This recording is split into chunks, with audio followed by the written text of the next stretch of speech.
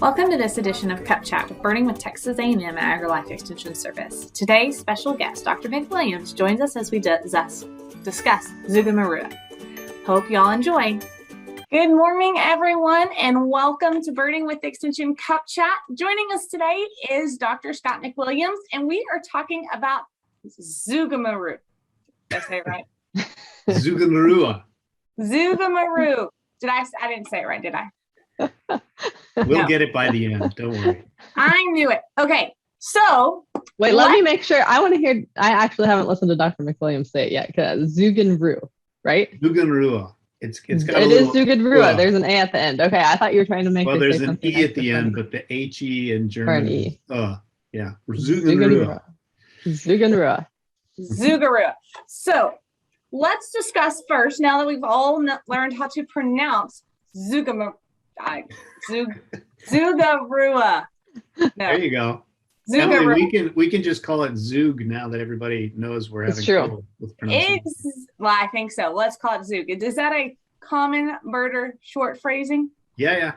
Okay.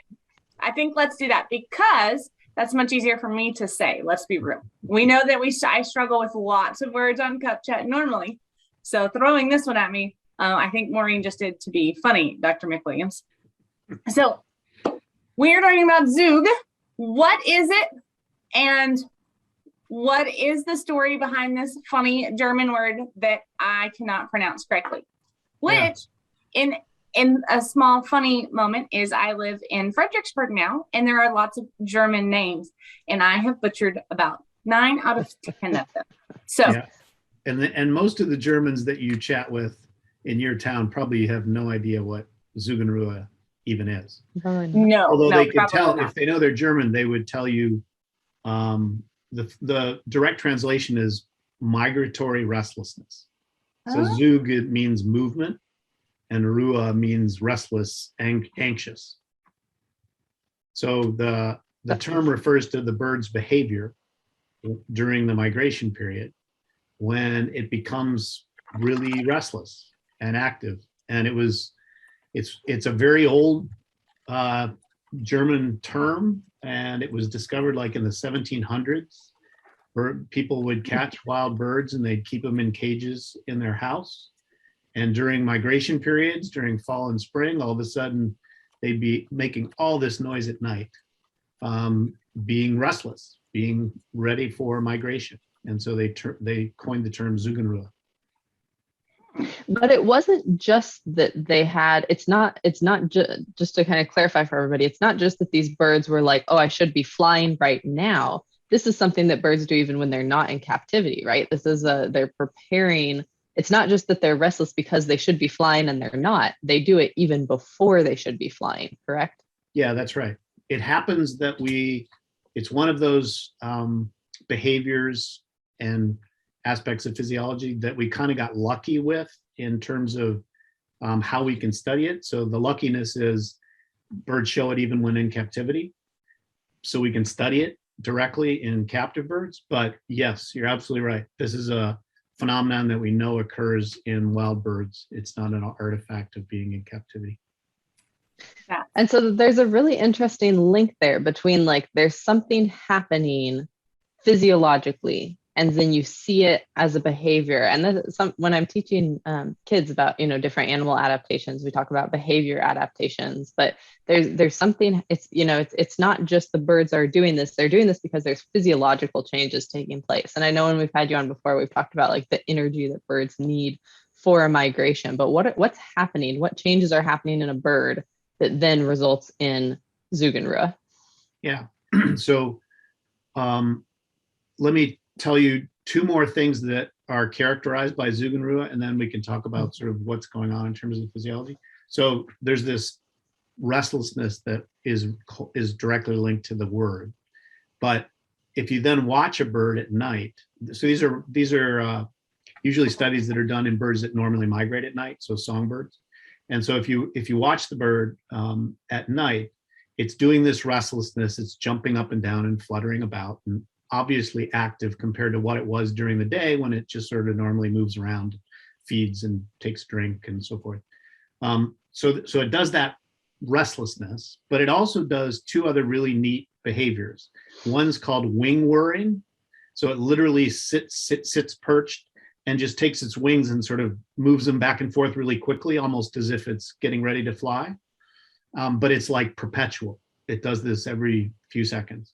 And then the other cool behavior is generically called sky gazing. So it'll kind of squat down and look up with its rump sort of in the air too. And presumably that's sort of a takeoff kind of view, but it's also thought to be important in orientation. So they're starting to pay attention to what the stars are looking like as night starts to come on, and they use those stars to orient. So that's the sort of full suite of key behaviors that are associated with Zugunrhe. So what's causing it? So you can elicit it by simple changes in photoperiod. So we know that one of the primary cues is changing photoperiod. So if you keep photoperiod constant in the fall when normal migration would occur, or in the spring, you can inhibit the appearance of that migratory restlessness, that Zugunruhe. So the normal cue, environmental cue, is photoperiod.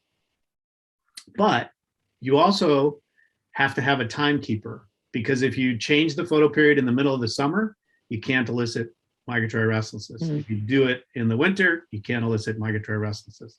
So the bird basically has two main environmental cues, and then one environmental cue and then an endogenous cue, a timekeeper. And we now know how animals do these things, right? In the last 15 years, we know that animals have, and I'm talking about animals from bacteria up to birds, have timekeepers. And so, and we know we do too, right? We have sort of an endogenous capacity to keep time. So if you have a timekeeper, and then you know that it's fall period, and you know that it's spring, and then all of a sudden you have photoperiod on top of that, you elicit this whole cascade. It's a hormonally driven change in physiology that then produces these behaviors that we see. I think that's so cool. And you kind of answered my next question too, of, how do they know when it's time to go? It's that photoperiod link. But I was actually talking about this with my my program aide last week, because we were out doing field surveys in the morning, and it was warm because it's South Texas, but we were saying, lots of people say, oh, it doesn't feel like fall. It doesn't feel like fall yet, because it was in the mid 90s last week. And so the temperature doesn't feel like fall, but it still feels like fall. And so I think even as humans, and we don't have to pay attention to those cues for migration or anything, but the days are shorter, big thing, that's that photoperiod, big thing. The angle of the light is different, the quality of the light is different, especially as you're, farther north in the United States. And so that there's a more drastic shift as the sun moves to the south, and, the leaves are different, the smells are different because the vegetation is doing different things. So I think it's so interesting. And sometimes it's amazing that all of us can do that. It's amazing that birds do that. But I think sometimes we just forget that we have some of that too. We notice those things. We just don't always pay attention to them. But I'm glad that you mentioned that it's just kind of that, oh, it feels like fall. Yeah, it does. But it's interesting to say, why does it feel like fall for birds? Why does it feel like it's time to migrate? It's fascinating to me. So you just reminded me of something that we might want to talk about for a minute. So I've sort of described it, and it sounds like it's sort of this hardwired thing. All you need is an endogenous timekeeper, and then photoperiod changes, and all of a sudden magically migration happens. And you mentioned temperature. So the reality is birds, sort of any given species, is somewhere on this continuum of what we call obligate migration. So those are the ones that just use the cues we talked about, like they leave on the same day every year, photoperiod changes, they're gone. Whereas the other end of the continuum is facultative migrants, who still have the same cues, but they won't leave until it gets cool enough in the fall, or warm enough in the spring, or insect abundance becomes a certain level. So they use very, what we call proximate cues, very immediate cues, to dictate when they actually take off. So, and those facultative migrants are the ones we worry a little bit less when it comes to climate change, because they're paying attention to the environment a lot more. Whereas the obligate migrants are leaving always at the same time. And all of a sudden, if spring is happening later and later and later, they're arriving too soon in areas that that otherwise in the past would have been fine. Well, and it's funny that Maureen talked about how we as humans know, and like I know on the calendar when you're in kindergarten, you know, you do the bulletin board and you know it's supposed to be fall or it's supposed to be winter. But since kind of, you know, I say kind of our seasons are shifting from our traditional kindergarten model, you know, even though our season, you know, even though we know in winter, January, you know, December, January, February, those are supposed to really be our winter months, or even November, we have noticed that what's on the calendar is not necessarily matching our typical season. And so I think it's interesting, Maureen, that you kind of brought to light that even though we are taught in kindergarten what months are supposed to be what seasons, we really can tell if they are not. Mm-hmm. Yeah, that they don't match up. Yeah. I also want to tie to, so last week I got to share some of my dissertation research about eared grebes leaving from Great Salt Lake, and they would definitely be, you know, they do not have to migrate at a certain time. So they're at that other end of the spectrum. And that's part of what we were looking at is when do they leave? And there was about a month difference of, you know, the earliest that we ever saw them leave from Great Salt Lake to the latest that we ever saw them leave.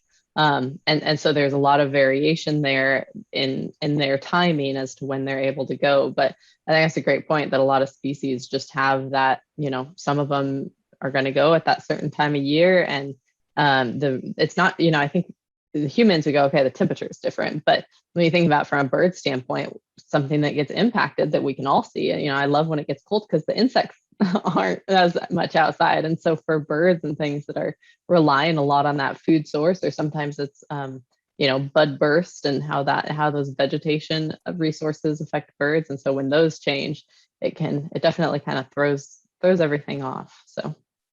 Well, I think we should pause for a second. I know we are on a good roll, but I'd like to get us off topic for just a second. As everyone knows, there's no rules in Cup Chat. But Dr. McWilliams, you look like you had a really cool coffee mug this morning.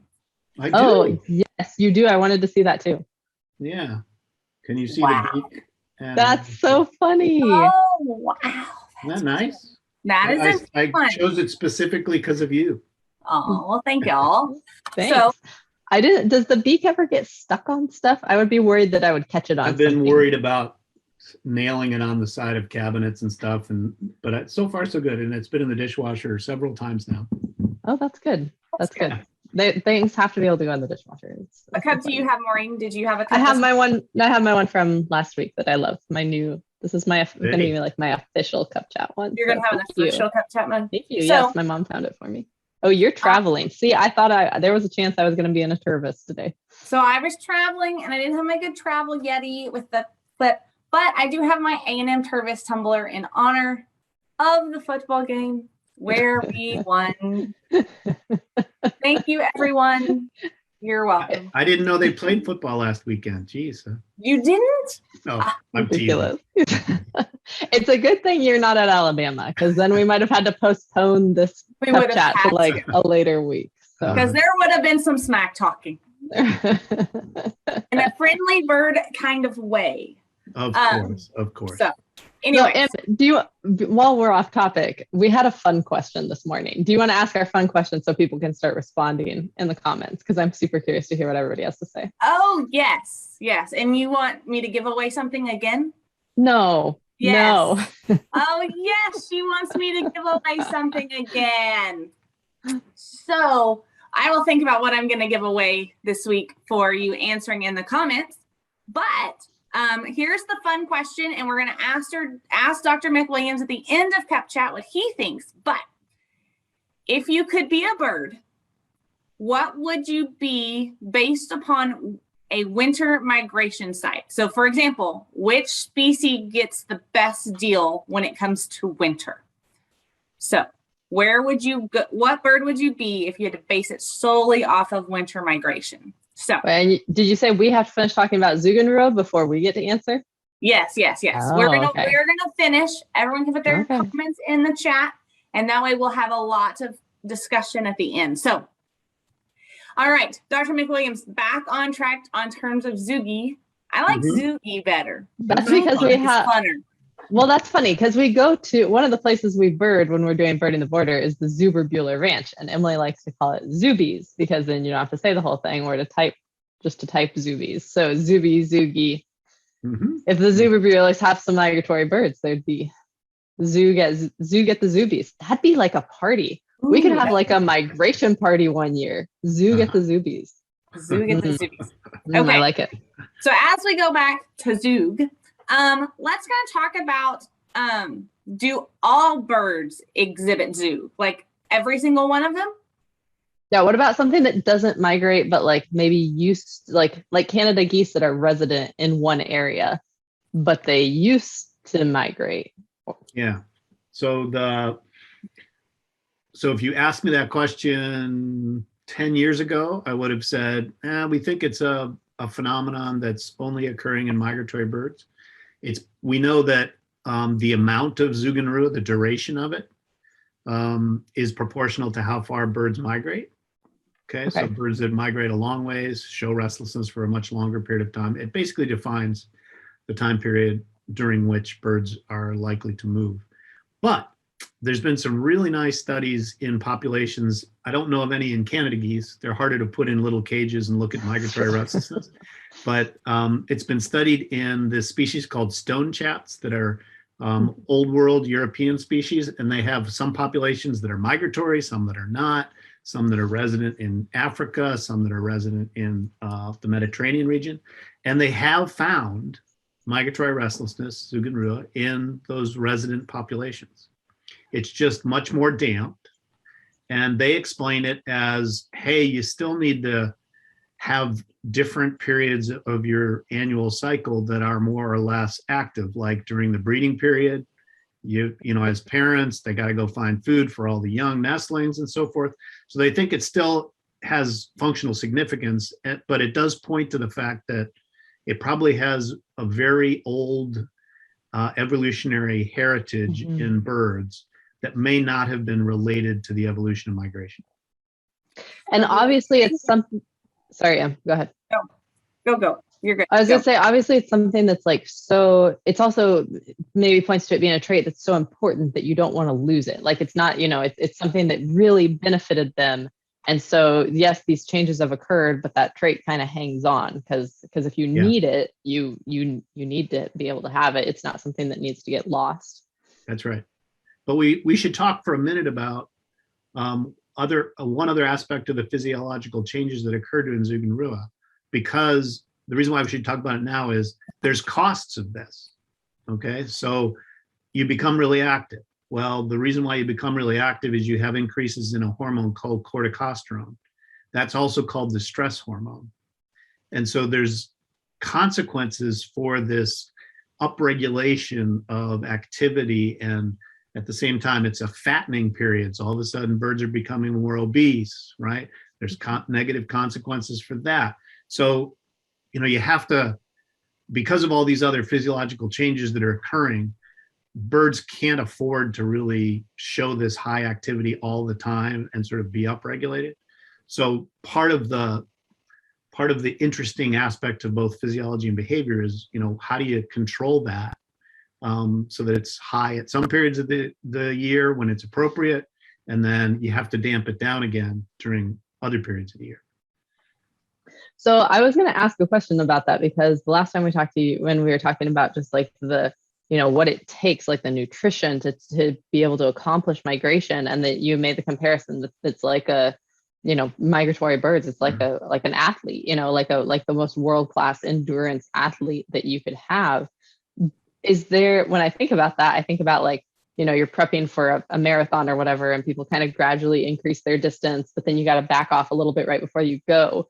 Do birds do that? Is there like this period of Zugunruhe, and then right before they're going to leave, do they take a little break to build up that energy again, or do they like taper? That's what it's called. Do birds taper before migration? Yeah, they do. So if you look at if you picked your favorite migrant and you look to see what the period of time when they show the Zugunruhe, it's longer than what you would have guessed if you just looked at when they fatten up and when they decrease their fattening. So in other words, migratory restlessness sort of starts, hormonal changes happen, then they start to fatten.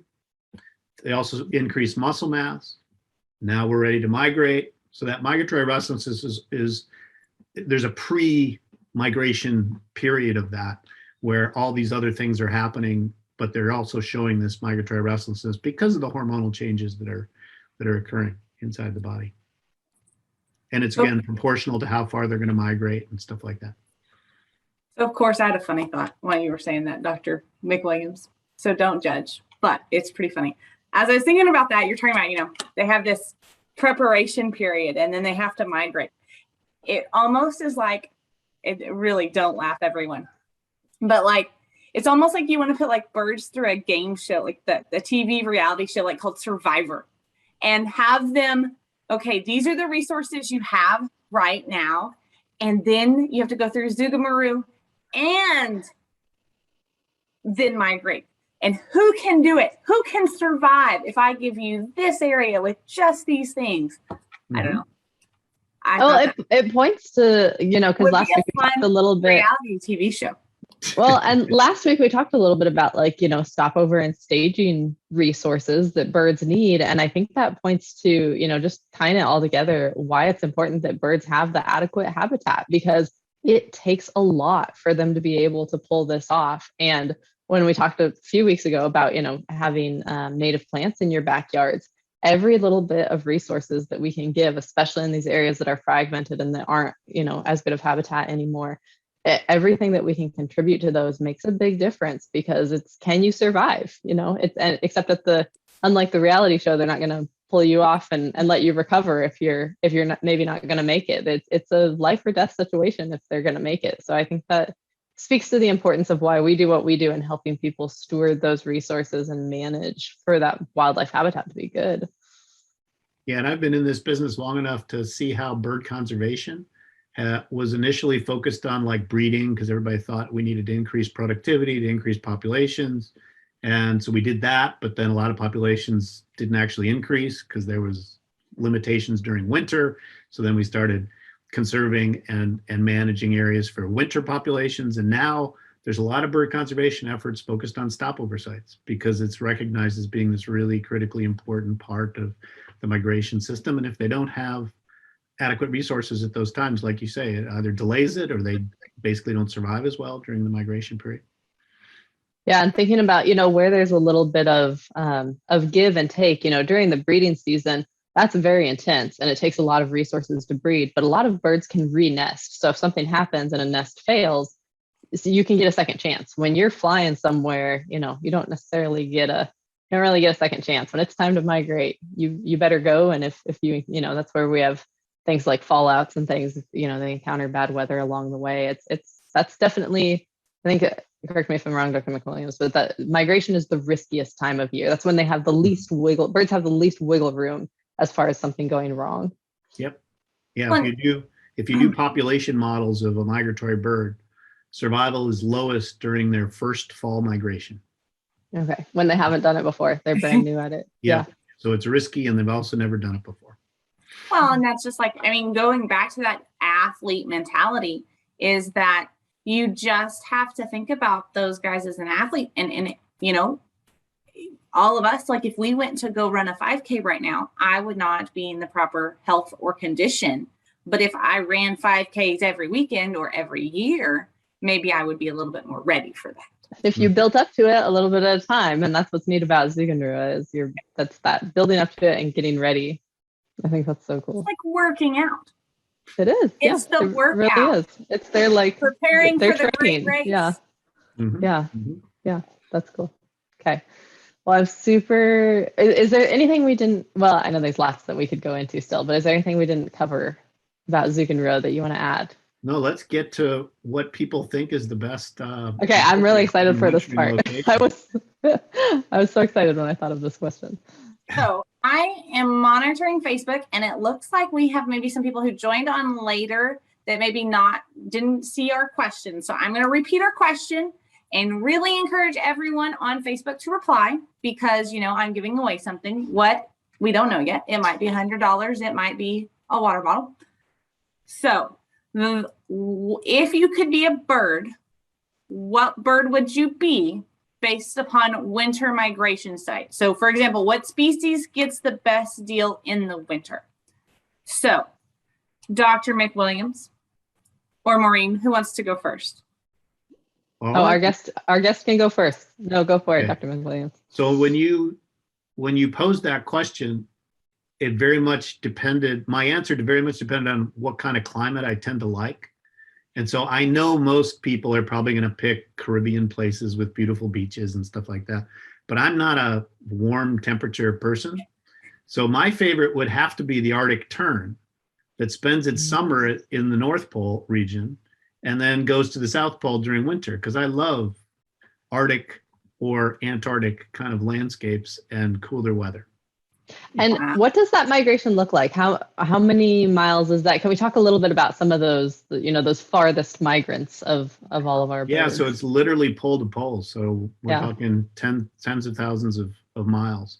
They take a bit of time to get there, and they do follow water along the way so that they can feed along the way. But the landscapes are, I spend much of my summers, not during the COVID times, unfortunately, but up in the Arctic during the summer. And it's just a landscape that really appeals to me. I think it goes back to my Scottish heritage and liking to be in northern places. And so that was going to be my answer, just because I thought it would also be different probably than most everybody else. And I should know this, what's the species that has the longest continuous, like they do it all in one go migration? Bar-tailed godwits. Oh, from Alaska to New Zealand, 10,000 or 12,000 miles. All in one fell swoop. Yep. That's crazy. But pole to pole is super cool. Emily, I know that's not your answer.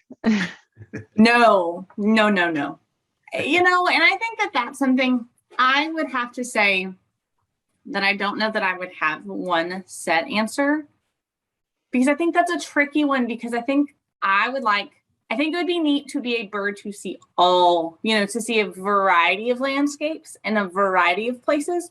So I'm going to default that I don't have to answer this question and pick just one, and that I would like to just follow I would like to pick 3 winter migrating birds and follow them, maybe across each continent.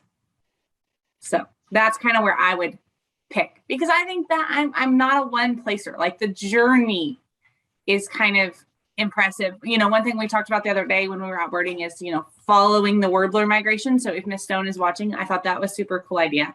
They're going to get in an RV. I would not be in an RV, just in case everyone wants to know that. I really like hotel rooms, like my other bird mom. And that would be a cool thing, is to follow warbler migration from the coast up north. So I think I would do something like that. And this was a new species for me. You could be a stone chat. I had to look that up when Dr. McWilliams said that, but they've got all those different migration patterns throughout. You said Europe, and some go down into Africa? Yep. Okay. And they're cute. Emily, look up a picture. I had to look up a picture because I hadn't seen one, but they're cute little birds. I think you would approve. Picture right now. Stone chat, and it's all one word. I typed it in as 2, and then I realized it was supposed to be all as one. Spelling help early on in this. Okay. I do what I can. See, can you be one of those? Yeah, maybe. Maybe. It'd be better if it was blue.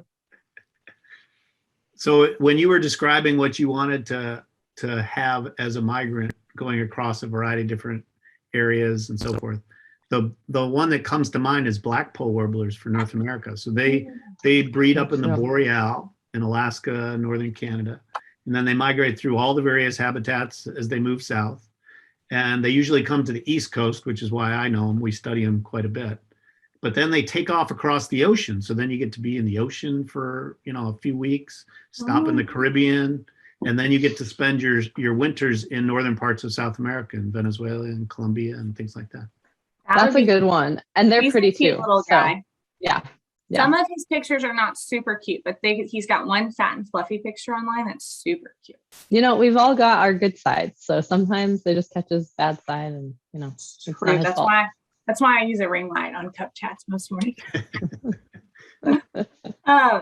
Okay, Maureen, what is your stopover? What is your bird based upon winter migration?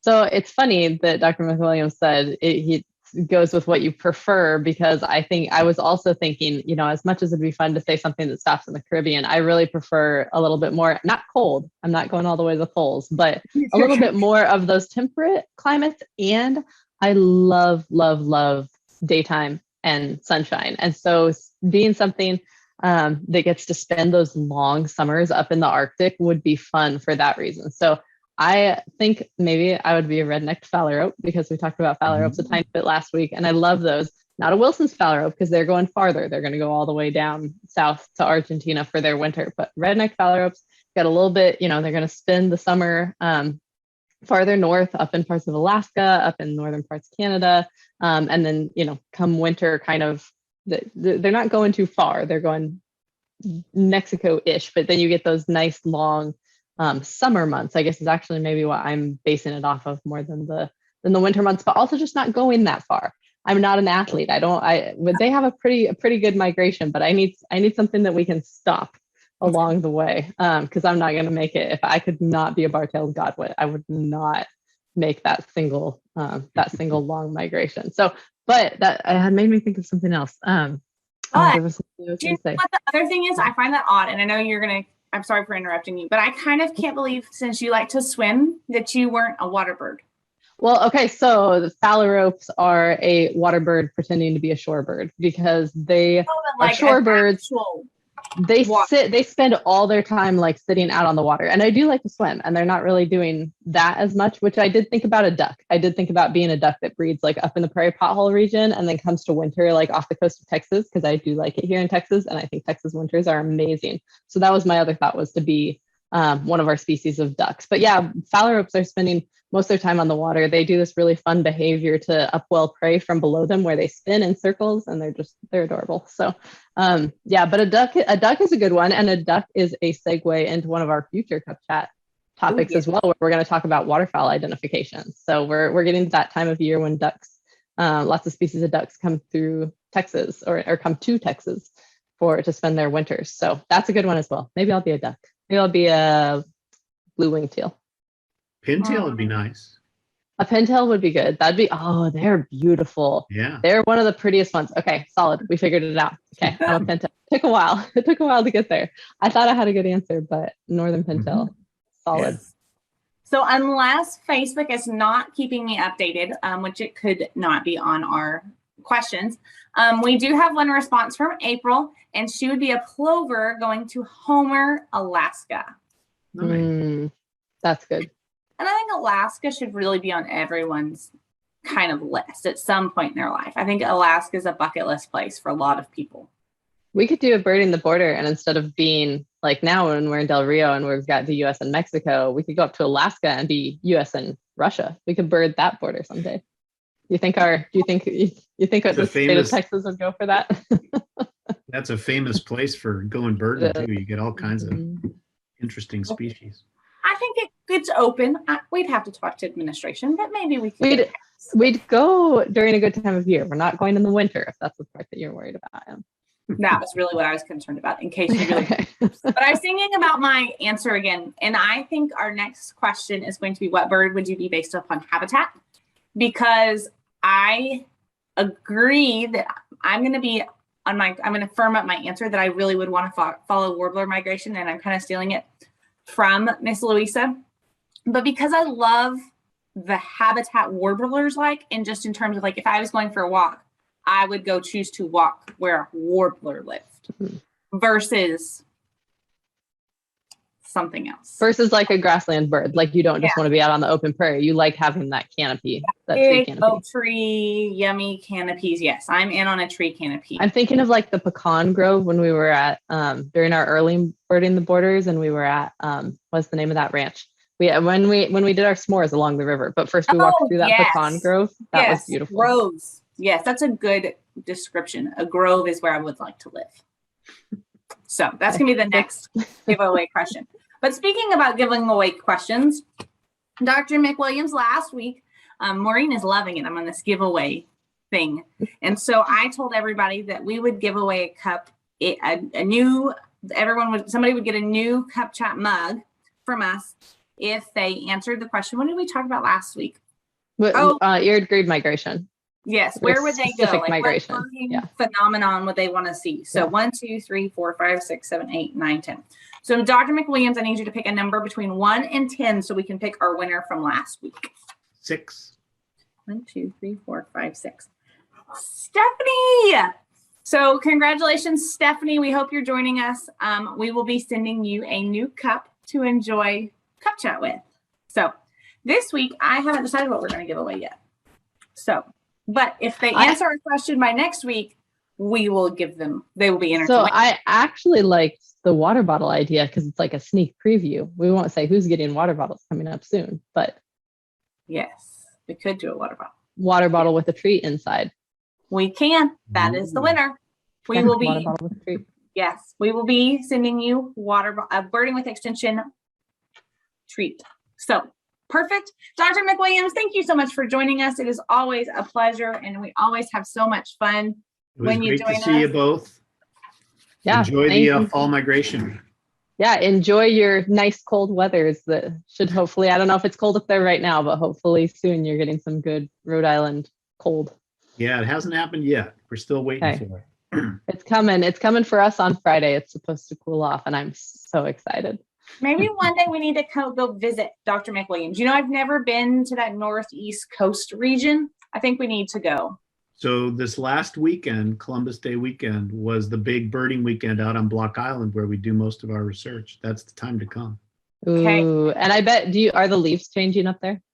Yeah, except we're close enough to the coast where we don't get the really dramatic. Oh, So even yeah. folks from here go up to Vermont and New Hampshire and New York. But see, that's the thing. You're so close. So we could Yeah. come do birds Yeah, on the that's coast with you and then go to Yeah, it's go not up like there. driving from El Paso to Uvalde, America.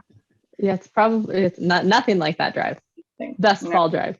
Just Yes. Yeah, you can be in Quebec City or Montreal in 5-6 hours. Okay. Wow. So that's, yeah, you'd still be in Texas from where I am. You can Yes. either get to Texas or Mexico. That's all you can do from 5 hours from here. Yeah, So- amazing. Well, next week we are doing our Beyond the Birds Cup Chat, and we will be having Terry Hibbich join us. So he's one of our birding buddies, but we are going to be talking about herps. So we'll be going beyond the birds to talk about herps next week. And then we have a great lineup already for November started. To be determined what October 27th is. We're working on a cool cup chat for y'all. A Halloween one. A Halloween one, yes. So we'll announce what the 27th is on the 20th. But we're excited to have Terry on for Beyond the Birds and talk about herps. So thank you, Dr. McWilliams, for joining us. Really appreciate it. And everyone, we hope y'all have a great Wednesday and talk to y'all soon. Take care, everybody. Bye.